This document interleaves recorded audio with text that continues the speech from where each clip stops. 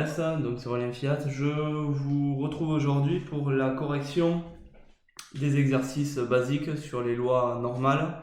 Donc on va se cantonner au cas loi normale centrée réduite, donc que vous voyez apparaître dans la partie 1.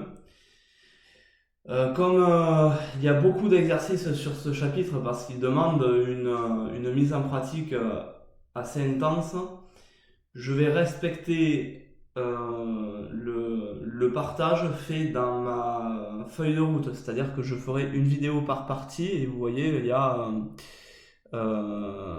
6 parties si je ne compte pas le bilan et les sujets de bac. Voilà. Donc ça fera beaucoup de vidéos, mais je pense que c'est le seul moyen pour que j'ai le juste compromis entre une durée de vidéo acceptable et une quantité d'informations suffisante. Parce qu'il faut quand même les comprendre. Ces lois normales, elles sont pas bien compliquées, mais c'est quelque chose de nouveau. C'est quelque chose qui demande du temps pour être apprivoisé. Donc voilà, je vais insister sur certains points. Si c'est trop pour vous, vous passez un petit peu plus vite. Donc on va passer à l'exercice 39. Alors l'exercice 39, on me dit que x est une variable aléatoire qui suit la loi normale n01. Donc dans toute cette série d'exos, on aura n01.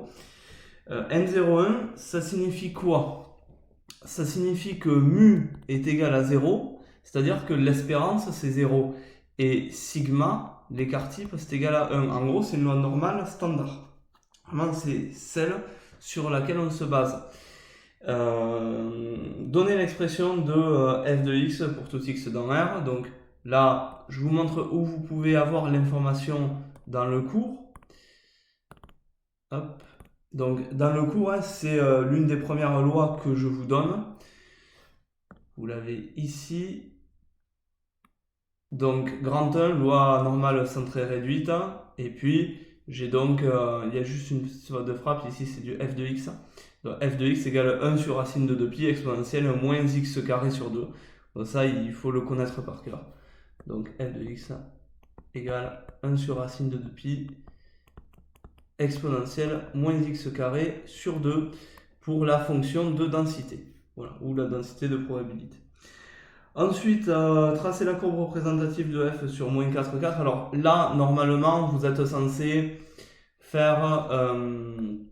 donc calculer l'image de moins 4, calculer l'image de 4, pour respecter un petit peu. En tout cas, moi, je vais vous donner l'allure. Donc l'allure de la courbe, ça va être ceci. Donc là, déjà, j'ai mon maximum en 0. Donc mon maximum, il va valoir 1 sur racine de 2pi. Et je vais avoir un phénomène de cloche, ce qu'on appelle une gaussienne, voilà. Hop. De manière symétrique. Voilà, ici, j'ai une sorte de courbe qui a un pic plus ou moins concentré. On va voir qu'en jouant sur sigma dans les lois normales en général, on va jouer sur cette concentration-là et qui va revenir à la baisse pour ensuite s'aplatir vers 0. Donc voilà, vous calculez simplement l'image de moins 4 et l'image de 4 en remplaçant x et puis en amont. Assurer sur cette représentation la région dont l'aire correspond à probabilité que x soit inférieur à moins 2, soit supérieur à moins 2, inférieur à 2. Donc je vais le faire en bleu. Donc là, je vais avoir moins 2, on va dire, par ici. Ici, je vais avoir 2. Donc en fait, que ce soit supérieur strict, supérieur, inférieur strict ou inférieur, on s'en fiche. On est dans le cas d'une probabilité d'une loi continue. Donc je ne fais pas cas, je assure, et si je veux vraiment respecter à la lettre l'énoncé, bon, je vais repasser en très plein la partie au-dessus de 2, mais pour indiquer que c'est une inégalité large, mais en termes de probabilité, ça ne va rien changer. Et ensuite, assurer sur cette représentation la région dont l'aire correspond à la probabilité de x entre moins 1 et 0 et x entre 1 et 2. Bon, je vais le faire en vert, ça va se superposer un peu, tant pis. Alors, moins 1, on va le placer ici. 0, il va être ici. Et ensuite, on a quoi? On a 1 et 2. Donc, je suis soit entre moins 1 et 0, c'est-à-dire sur cette partie-là. Donc, je vais assurer dans l'autre sens. Voilà. Soit entre 1 et 2. Et donc, je suis sur cette partie-ci. Donc là, j'ai un régionnement en deux domaines distincts pour cette probabilité-là. Donc, j'ai symbolisé en vert. Pensez-y, je me répète, mais dans le cas des lois continues, une probabilité, c'est une intégrale, et une intégrale, c'est l'aire entre la courbe et l'axe des abscisses. Donc, on peut visualiser très rapidement tout ceci. On passe à l'exercice 40. Alors pour l'exercice 40, on nous dit soit x une variable aléatoire suivant la loi normale, bon, ben, comme d'habitude, hein. 0, 1. Calculer à l'aide d'une calculatrice. Alors là, voilà, je vais être un petit peu, à chaque fois qu'il va y avoir une manipulation, je vais vous la détailler énormément. Ce qu'il faut déjà pour commencer, c'est que comment je fais mes calculs sur calculatrice? Eh bien, moi je parle pour l'ATI parce que c'est celle que je connais. Pour les Casio, je vous mettrai un petit tutoriel sur Pronote. Donc vous allez déjà dans seconde, vous tapez sur seconde et ensuite vous allez taper sur var. Et en fait, vous, ce qui vous intéresse, c'est distrib. Mais comme vous aurez sélectionné seconde, vous allez aller dans distrib automatiquement. Une fois que vous avez fait ça, vous allez avoir deux commandes. Donc le 1, ça va être normal FDP, c'est-à-dire fonction de probabilité. Hein, n'allez pas imaginer autre chose. Et pour la deuxième, c'est normal FREP, c'est fonction de répartition. Il va y en avoir une autre qui va nous intéresser, mais pas dans cet exercice, c'est env normal. Alors celle-là, je vous en parlerai un peu après. Alors, normal, fonction de probabilité, celle-là, on l'utilise quasiment jamais. Donc, oubliez-la. Donc, nous, on va utiliser soit normal FREP, soit env normal. Normal FREP, alors, pour celle-ci, ça permet de calculer quelque chose comme ça. Probabilité que x soit supérieur ou égal à 7, égale, et vous cherchez le nombre qui est à l'extérieur de la probabilité. Donc, dans ce cas, enfin, qui représente votre probabilité plutôt. Dans ce cas, c'est normal FREP. Dans tous les cas. Ensuite, pour env normal, c'est quand vous êtes dans ce cas-là. Probabilité que x soit inférieur, supérieur, on s'en fiche, à un nombre que je ne connais pas, égale une probabilité, 0,8 par exemple. Cette fois-ci, env normal, elle vous permet de trouver le nombre qui est dans la probabilité. En fait, env normal, c'est l'inversion de la loi normale. Donc c'est comme si on décidait de simplifier la probabilité pour trouver ce qu'il y a à l'intérieur, comme quand on simplifie un logarithme. Ok? C'est la même chose. Donc ici, on va calculer que des probabilités, c'est-à-dire des nombres à l'extérieur de la parenthèse. Donc, on va être dans le cas normal FREP à chaque fois. Alors on y va. Pour la première, du coup, ça va nous donner P de x entre moins 1 et 1. Donc là, qu'est-ce que je fais sur ma calculatrice? Je vais faire mon normal FREP. Donc, je vais vous l'écrire une fois, après je vous l'écrirai plus. Normal FREP. Là, je dois donner la borne inférieure, la borne supérieure, mu, sigma. Alors la borne inf, ben, c'est moins 1, c'est ceci. La borne sup, c'est 1, c'est celle-là. Et mu sigma, ben, c'est mes paramètres. Donc comme là je suis dans le cas d'une loi normale centrée réduite, mu égale 0, sigma égale 1. Donc on y va. Quand vous tapez le moins 1, tapez le petit moins, hein, tapez pas le moins qui symbolise une opération, vous tapez le moins entre parenthèses. Sinon il va vous dire un gros bug, voilà. Et donc à 10-3 je présume, alors si on vous dit pas d'arrondir, vous arrondissez à 10-3. au niveau de l'arrondissement, ça me donne l'arrondi est 0,683 pour celui-là. Ensuite, pour le deuxième, donc je vais donner les manipulations à l'oral. P, probabilité que x soit entre 0,2 et 0,3. Donc c'est exactement la même manip, sauf que la borne inf ce sera 0,2, la borne sup sera 0,3. Donc quand vous retournez dans le distrib, normal frep, vous n'avez qu'à changer vos bornes. Ça va être assez rapide, tac.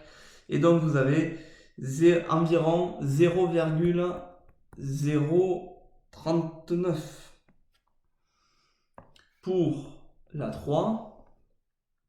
P de x, alors voilà, P de x inférieur à 0,5. Donc là, vous voyez, on est dans le cas où on n'a pas la borne inférieure. Donc il va falloir l'inventer. L'inventer en fait pas totalement parce que cette probabilité c'est la probabilité que x soit supérieur à moins l'infini et inférieur à 0,5 et là je la vois apparaître seulement dans ma calculatrice moins l'infini on ne peut pas le taper. Alors ce qu'on fait bien souvent on prend moins 10 puissance 99. Alors j'ai pas mis des parenthèses, il est essentiel que le moins sorte de la puissance hein. C'est comme si on avait moins, entre parenthèses, 10 puissance 99. Pourquoi? Moins 10 puissance 99, ça nous fait moins 1 avec 99 zéros derrière. Donc on est très proche de moins l'infini, vous voyez.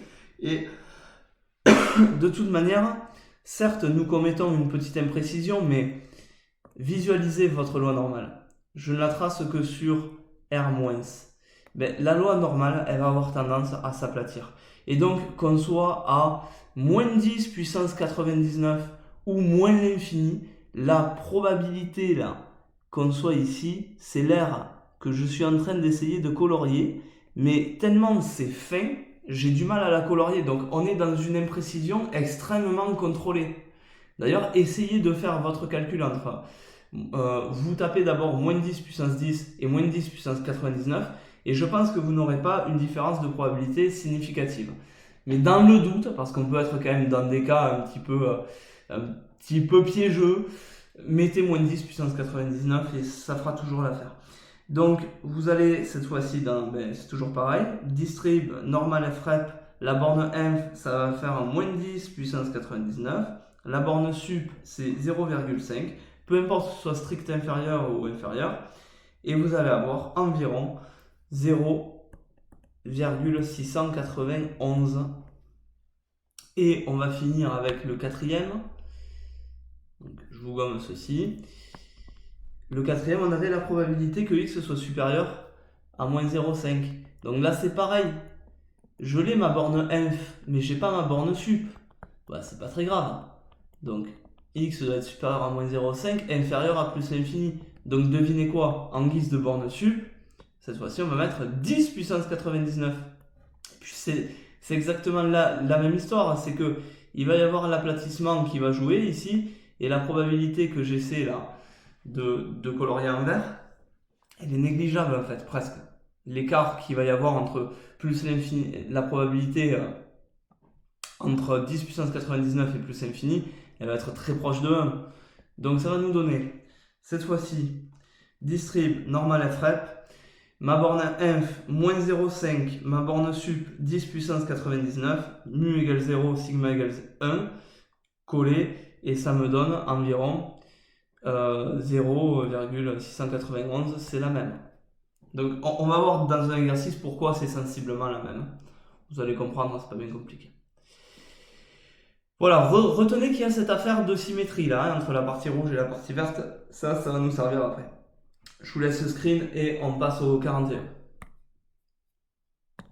Ok, au niveau du 41, donc qu'est-ce qu'on nous dit? Le but de l'exo, c'est toujours pareil, c'est de calculer des probabilités. Seulement là, on va faire sans calculatrice, on va se baser sur une probabilité connue. Donc là, surtout ne faites pas les cow-boys, hein, on vous dit sans calculatrice, c'est sans calculatrice. Donc à la limite, le mieux à faire, c'est un schéma. On vous dit que P de x inférieur à 2 doit être égal à 0,98. Donc, et que x suit une loi normale 0,1. Donc je représente ma loi normale. Hop. Voilà. Bon, j'essaie de respecter un peu la symétrie. Hein. Vous connaissez mes talents en schéma, mais il faudrait que ce soit symétrique hein, dans le meilleur des cas. Voilà. Là, on est mieux. Je vais mettre 2 ici. Donc là, je vais avoir 0. Ça va nous être très utile. Et je sais que ma probabilité, si je assurais tout ça, là, la probabilité que x soit inférieur strict à 2, c'est 0,98. Donc on me demande tout d'abord la probabilité que x soit inférieur ou égal à 2. Alors, si vraiment je devais rédiger proprement, je dirais que c'est la probabilité que x soit strictement inférieur à 2, plus la probabilité que x soit égal à 2. Vu que par rapport à cette probabilité-là de référence, ce qui me manque, c'est x égale 2. Donc ça me ferait 0,98, celle-là je la connais, et P de x égale 2, c'est une valeur parmi une infinité. C'est-à-dire que si je devais la schématiser, je la schématiserais par cette bande, ce segment. Mais un segment, ça a une largeur nulle. Donc, ça veut dire que l'aire de ce segment, c'est 0, tout simplement. Donc, la probabilité que x soit inférieur ou égal à 2, c'est la probabilité que x soit strictement inférieur à 2, c'est 0,98. Ce qui corrobore ce que je vous dis, que ce soit inférieur strict ou inférieur ou égal, peu importe. Ça n'a aucune incidence dans le cadre d'une loi continue. Ensuite, P de x supérieur à 2, ben là je vais raisonner en tant que complémentaire. P de x supérieur à 2, c'est le contraire de P de x inférieur à 2. Inférieur ou égal ou inférieur, peu importe. Donc ça me fait 1 moins 0,98, c'est-à-dire 0,02. Alors ça, je vais me le marquer quelque part. Vous voyez là, la probabilité que je sois dans cette partie, c'est 0,02. Ça se comprend bien parce que là, j'ai pas trop forcé sur l'aplanissement, mais là, on doit être sur une partie très très plate à ce niveau-là, hein, au niveau vert là. On doit être sur une partie de courbe qui est très plate. Ensuite, P de x inférieur ou égal à moins 2. Alors c'est là justement où je veux vous montrer la symétrie. P de x inférieur ou égal à moins 2, a priori, j'en ai strictement aucune idée. Je ne sais pas, mais regardez, j'ai placé 2 ici, donc je vais placer moins 2. C'est pour ça que cette affaire de symétrie, elle est importante tout à l'heure.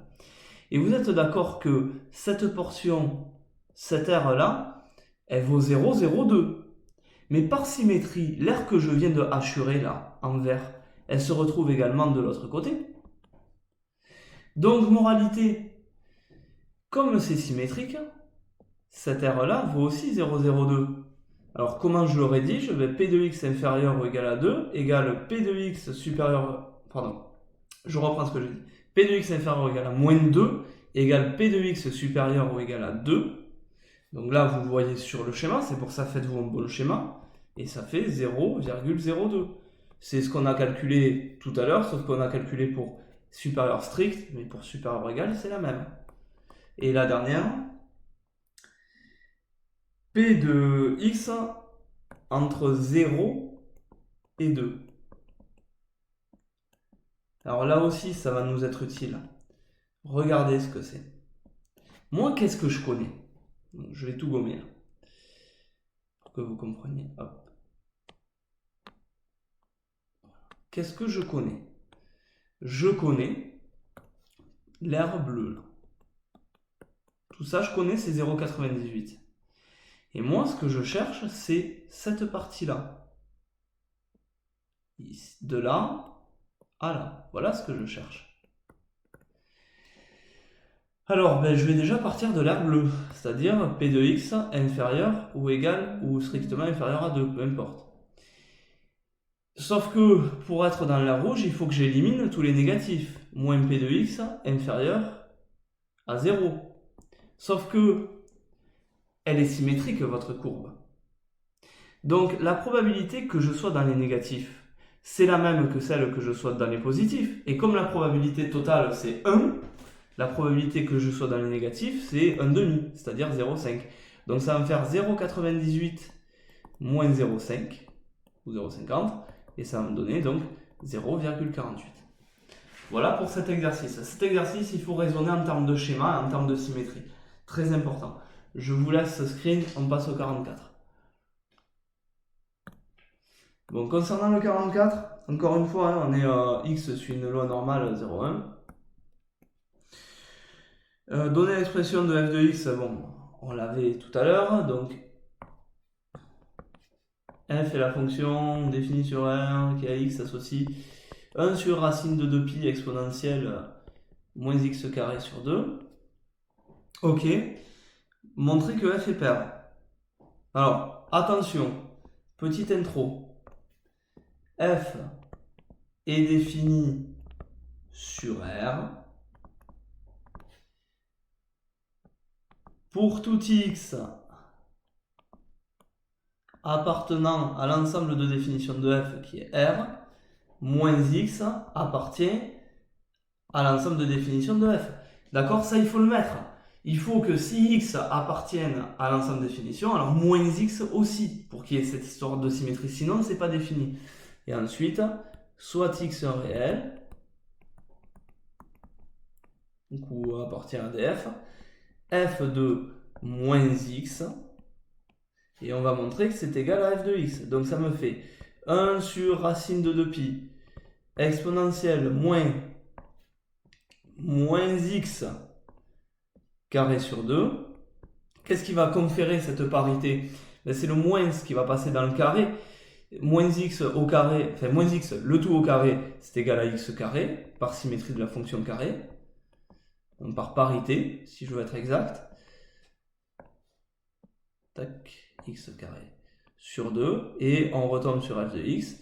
Donc c'est bon, la fonction f est bien paire. Ça veut dire quoi au niveau d'un schéma? Alors, je vais vous laisser screen tout ceci parce qu'on va justement utiliser le schéma. Donc on y va. On est toujours dans le 44. Ça veut dire quoi? Mais si je fais ma gaussienne,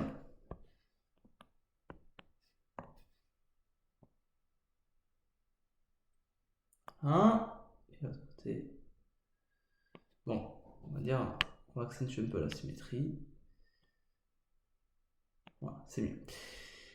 J'ai x qui est là. Donc j'ai moins x qui est par là.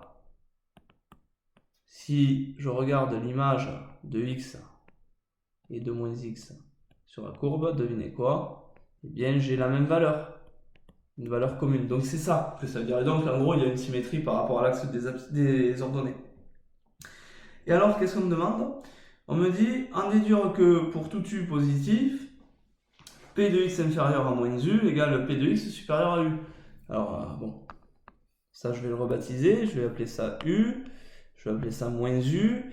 En gros, qu'est-ce qu'on me dit? On me dit P de x inférieur à moins u, c'est-à-dire cette partie-là, doit être égale à P de x supérieur à u. Bon, ok.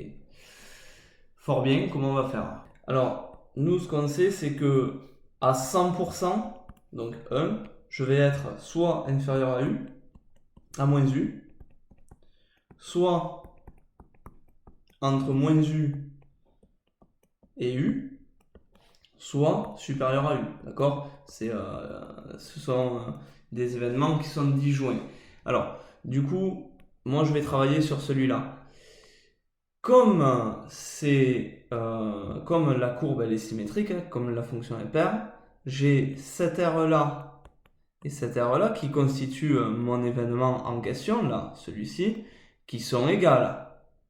Donc, je vais me baser sur une seule R bleue, c'est-à-dire que je vais avoir 1 égale P de x inférieur égal à u, moins u, plus deux fois l'une des deux R bleues. Donc, par exemple, je vais prendre P de x supérieur ou égal à 0 inférieur à u.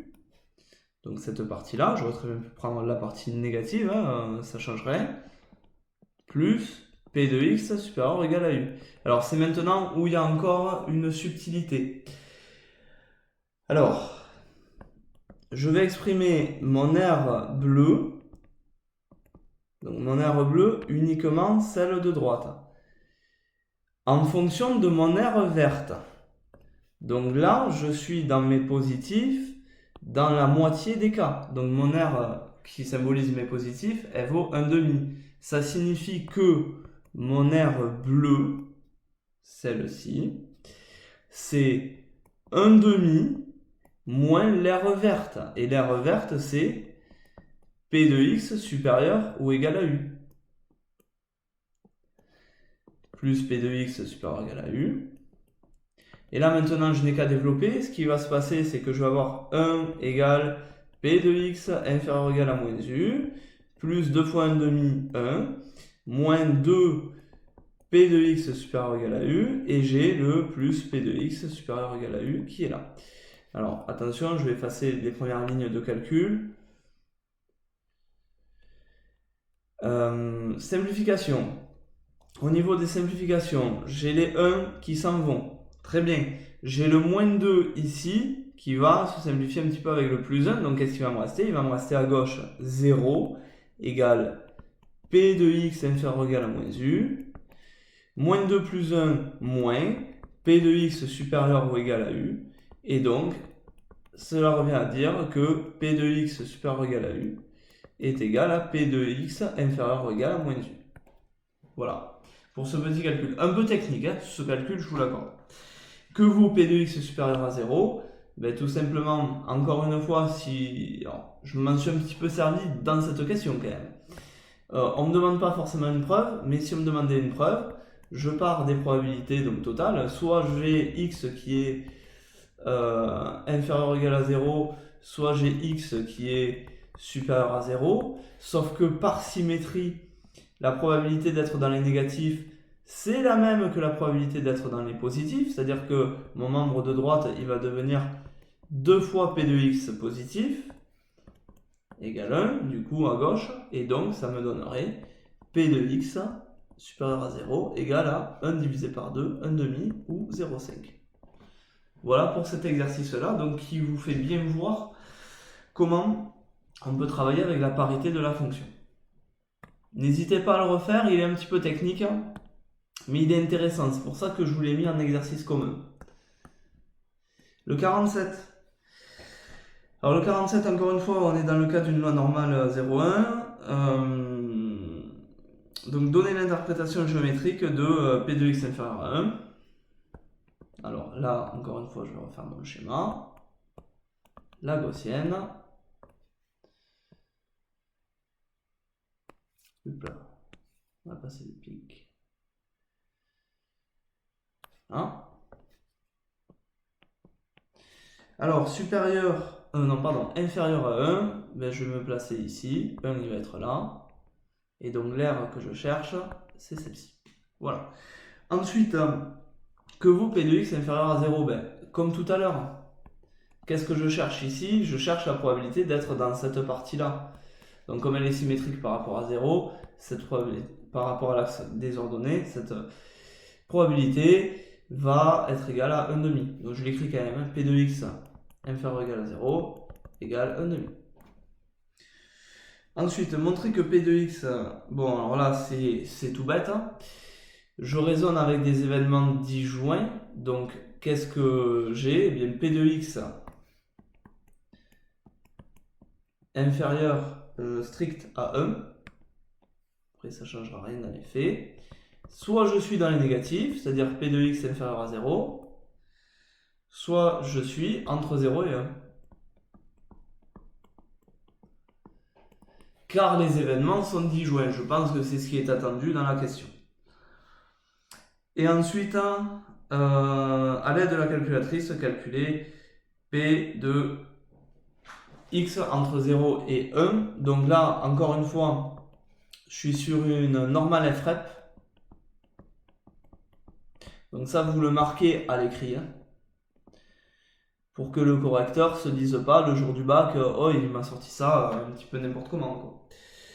Donc vous le marquez, donc je fais le calcul, ça me donne borne inf, ça va être 0, borne sup 1, mu égale 0, sigma égale 1, copier-coller, ça me fait environ 0,341. Et moralité, on voulait la probabilité que x soit inférieur à 1, et bien P de x inférieur à 1, d'après mon calcul qui est ici. Ça va me donner P de x inférieur à 0, 1/2, plus Alors c'est environ égal. P de x entre 0 et 1, 0,341. Et donc ça me donnait à peu près 0,841 pour la probabilité. Autre manière de calculer, mais l'exercice ne vous le demandez pas ici, c'était cette méthode qui était demandée. Vous mettez votre borne inf à moins 10 puissance 99 et votre borne supérieure à 1, et puis ça fait le travail comme on a fait maintenant. Ensuite, le 48. Donc concernant le 48, à l'aide d'une calculatrice, bon, mais encore une fois, donc là, je vais aller très très vite. Juste le temps de taper les calculs. Je vous donne toutes les manips à l'oral. On va arrondir à 10-3. Donc elle suit une loi normale de paramètre 0,1. Donc ça signifie qu'on notera toujours mu égale 0 et sigma égale 1. Dans ce cas-là, la borne M ça va être 0, la borne sup 1. Et ça va me donner à peu près la probabilité que j'ai trouvée dans l'exercice précédent, 0,341. Pour le 2, je veux la probabilité que x soit entre moins 2 et 0,3. Donc, idem, avec la borne inf qui va être égale à moins 2, la borne sup à 0,3, ce qui vous donne une probabilité de à peu près 0,595. Donc là, c'est un exercice bête et méchant. Ensuite, pour le 3, P de x supérieur ou égal à 1.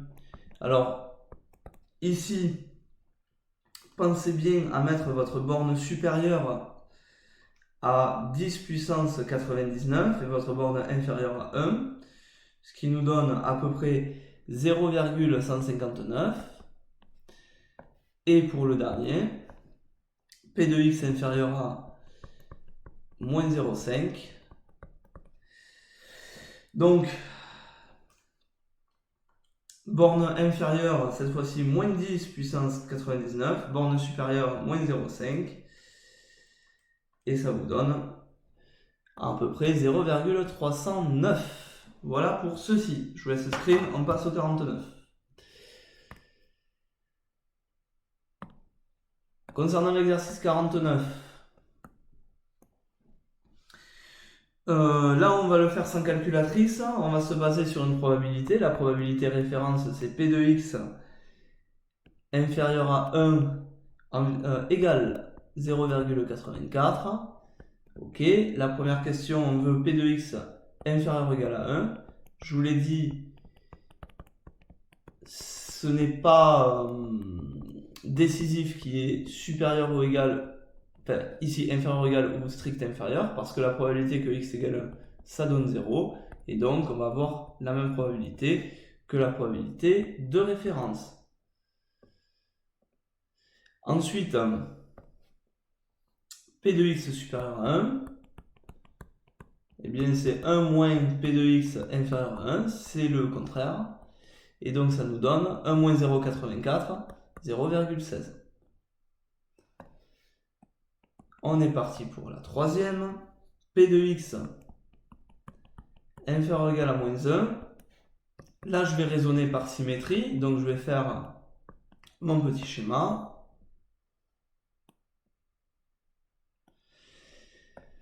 Moi, je connais pour 1. Donc, la partie qui est au-delà de 1 représente une aire de 0,16. Et je veux pour moins 1. Et pour moins 1, je vois que la partie qui est inférieure à moins 1, ça va être aussi 0,16 par symétrie. Donc tout simplement, vous mettez P de x inférieur ou égal à moins 1 est égal à P de x supérieur ou égal à 1 par symétrie égale 0,16. Et vous faites un bon schéma qui permet d'être très clair et de condenser vraiment vos propos. Là, on voit de suite que vous avez bien compris, vous avez utilisé la propriété de symétrie. La dernière, P de x entre 0 et 1.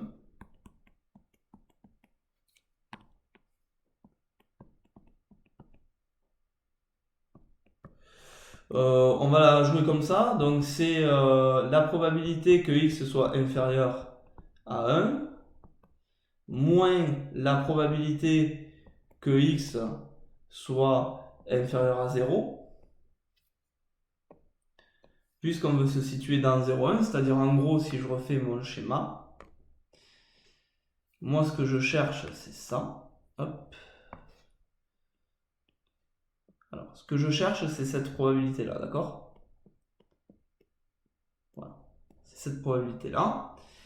Moi, ce que je connais, c'est cette probabilité-là, qui est égale à 0,84, donc exit le moins 1. Et du coup, le complémentaire, enfin ici, là, pour compléter mon 0,84 par rapport à l'aire rouge, il faudrait que je assure ce domaine-là qui correspond à mes négatifs, d'accord? Donc, moralité, l'aire rouge, c'est l'aire verte moins l'aire bleue.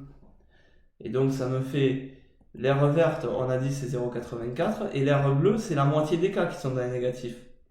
Donc, moins 0,5. Et ça me fera 0,34. Là aussi, faites un petit schéma à côté. C'est beaucoup plus agréable de raisonner avec un petit schéma. Et en écrivant évidemment les égalités mathématiques, au moins on voit de suite ce que vous avez fait. On passe à l'exercice 51.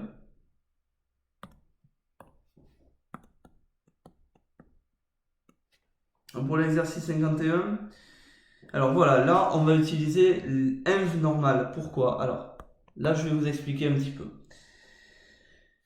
On cherche P de x inférieur à x, tel que ce soit égal à 0,5. Alors en fait, on pourrait le faire sans la env normale. Vous voyez, comment je raisonne? Moi j'ai ma gaussienne.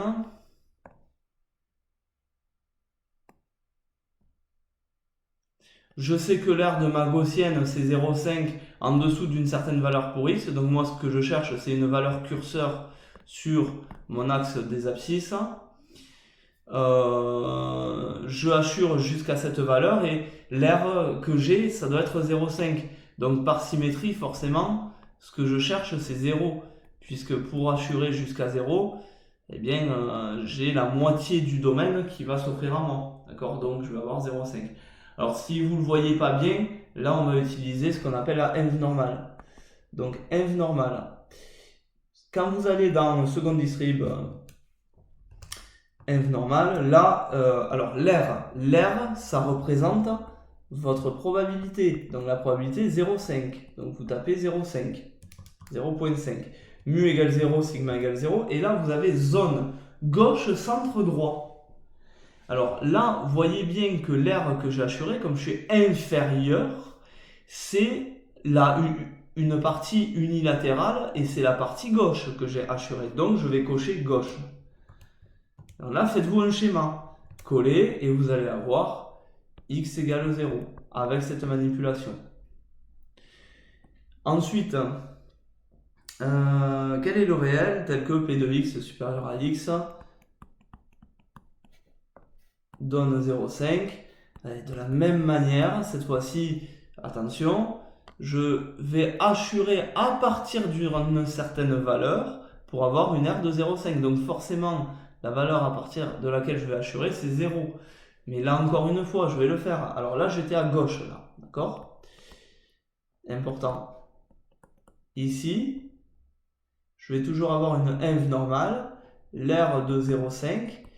Et regardez ce que j'ai assuré. J'ai assuré de manière unilatérale une partie à droite. Donc je vais utiliser droite.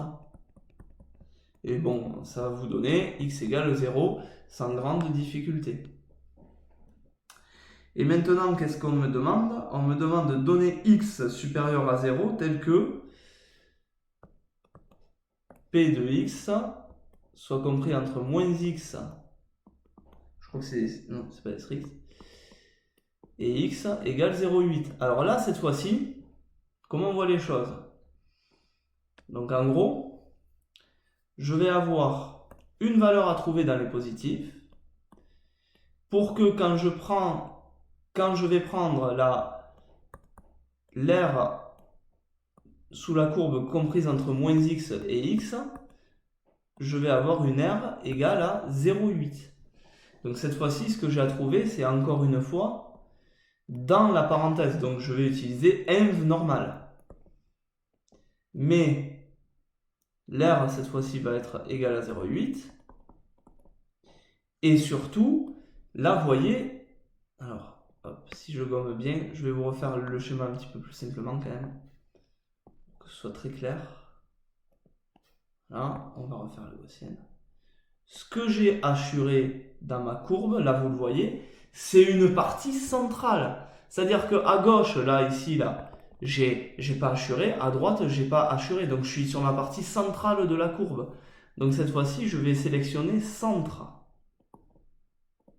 Et donc, je vais avoir x égale, alors là, distrib, non, f normal 0,8, tac. Je mets bien centre. Alors centre sur les TI, c'est CTR. Coller. Et je vais avoir l'intervalle moins 1,285, etc. Donc moins 1,282 et 1,282. Donc x égale 1,282 vu que je veux la valeur positive. Si j'avais voulu la valeur négative, je mettais la valeur négative. Donc voilà à quoi ça sert l'inf normal. C'est quand je ne connais pas quelque chose qui est dans ma probabilité et qu'au contraire je connais ma probabilité, je renverse la loi normale. C'est comme pour simplifier mon symbole probabilité en fait, pour avoir ce que je cherche dans la parenthèse.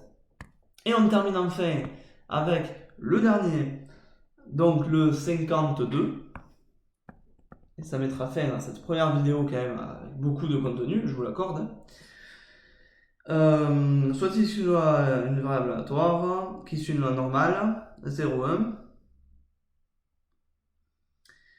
Donner la probabilité, donc donner x tel que p de grand X inférieur à petit x égale 0,8.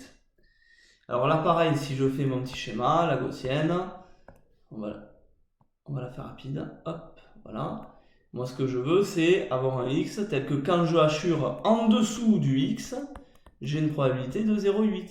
Donc là, je suis dans le cas d'une inv normale, R0,8, mu égale 1, mu égale 0, sigma égale 1, et je suis dans la partie gauche. Vous voyez, j'ai hachuré à gauche, ça c'est important.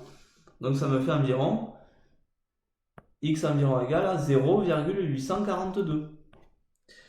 Ensuite, P de x supérieur à petit x égale 0,8. Alors on pourrait raisonner par symétrie, mais bon, comme je suis à mon stade encore en apprentissage, je vais refaire mon petit schéma. Là j'ai ma gaussienne cette fois-ci et je vais hachurer à partir d'un certain x, donc sur la partie de droite de ma courbe. Et donc c'est exactement la même que tout à l'heure, sauf que j'ai ma partie droite cette fois-ci. Vous allez voir, ça va changer un petit truc. Ça va changer le signe de ce que j'obtiens, c'est-à-dire là j'ai x environ égal à moins 0,42. Moins 0,842. Et la dernière, évidemment, on va me demander une partie centrale. Donc, pour la 3, la probabilité que grand X soit entre moins petit x et petit x doit être égale à 0,8. Donc cette fois-ci, la seule différence, c'est que, je reprends le schéma d'avant, je vais avoir moins x et x, je vais hachurer le centre, mais ma partie de gauche et ma partie de droite ne vont pas être hachurées. Donc là, je vais être sur l'intervalle central.